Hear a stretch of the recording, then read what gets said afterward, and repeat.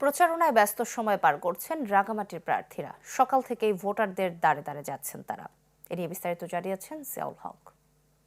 নির্বাচনের দিন যত ঘনিয়ে আসছে, নির্বাচনে অংশগ্রহণকারী যে ৭ জন প্রার্থী রয়েছে, তার মধ্যে ৬ জন প্রার্থী জেলা থেকে উপজেলা, উপজেলা থেকে ইউনিয়ন পর্যায়ে এবং ইউনিয়ন থেকে ওয়ার্ড পর্যায়ে ভোটারদের মন জয় করতে ঘুরে বেড়াচ্ছেন। দিচ্ছেন নানা প্রতিশ্রুতি। তিনি নির্বাচিত হলে তার এলাকাগুলো কি উন্নয়ন করবেন সে বিষয়গুলো নিয়ে ভোটারদের মন জয় করার চেষ্টা করছেন। ভোটাররা যেটি বলছেন যে নির্বাচনে আর শক্ত কোনো প্রতিদ্বন্দ্বিতা না থাকায় কিছুটা নিরুত্তাপভাবে প্রচারণা করছেন নির্বাচনে অংশগ্রহণকারী প্রার্থীরা।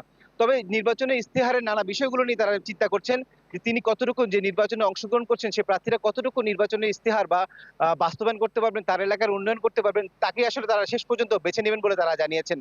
তবে আমরা কথা বলার চেষ্টা করেছিলাম জেলা রিটার্নিং কর্মকর্তার নাজমা আশরাফির সাথে। তিনি যেটি বলছেন, এখন পর্যন্ত নির্বাচনী আচরণবিধি সবাই মেনে নির্বাচনের প্রচারণা চালাচ্ছেন। তিনি আশা করছেন শেষ দিন পর্যন্ত প্রার্থীরা সেই নির্বাচনী বিধিমালা বা আচরণবিধি মেনে নির্বাচনে প্রচারণা চালাবেন।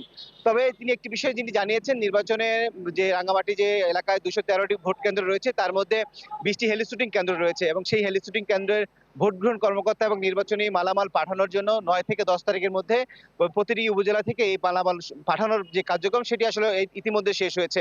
এবং জেলা পুলিশ সুপার যেটি বলছেন যে ১৪১২ জন ইতিমধ্যে নির্বাচনের কাজের জন্য আইন শৃঙ্খলা বাহিনী মোতায়েন করার প্রস্তুতি শেষ হয়েছে এবং এখান থেকে যে অতিরিক্ত গুরুত্বপূর্ণ, কম গুরুত্বপূর্ণ এবং সাধারণ কেন্দ্রগুলো আসলে ইতিমধ্যেই তারা বাছাই করা শেষ করেছেন এবং সেই কেন্দ্রগুলোতে কি ধরনের পুলিশ মোতায়েন হবে, আইন শৃঙ্খলা মোতায়েন থাকবে সেই বিষয়গুলো নিয়ে ইতিমধ্যে পুলিশ প্রশাসনের পক্ষ থেকে কাজ করার হয়েছে বলে তিনি আমাদের জানিয়েছেন। তবে ভোটাররা মনে করছেন যে ভোটের দিন আসলে কি পরিবেশ হবে তার উপর নির্ভর করে তারা ভোট কেন্দ্রে যাবেন বলে মনে করছেন। তবে প্রার্থীরা মনে করছেন যে ভোটারদেরকে ভোট কেন্দ্রে নিয়ে গিয়ে তাদের প্রতীকের পক্ষে ভোট দেওয়ার যে উৎসাহিত সেটি তারা নিয়মিত করছেন।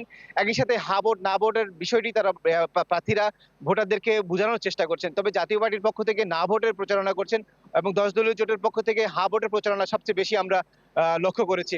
তবে বিএনপির পক্ষ থেকে হা এবং না ভোটের প্রচারণা সেইভাবে এখন পর্যন্ত আমরা লক্ষ্য করিনি। তবে ভোটাররা মনে করছেন যে ভোটের দিন সুষ্ঠু একটি পরিবেশ হবে। ভোটাররা তারা নির্বিঘ্নে তাদের যে ভোটাধিকার সেটি প্রয়োগ করতে পারবেন বলে তারা আমাদের জানিয়েছেন। বিদেশ থেকে দেশে রেমিটেন্সের টাকা আসে নিরাপদে। তাই আজই আপনার আপনজনকে বলে রাখুন, রেমিটেন্সের টাকা যেন শুধু নগদেই পাঠায়।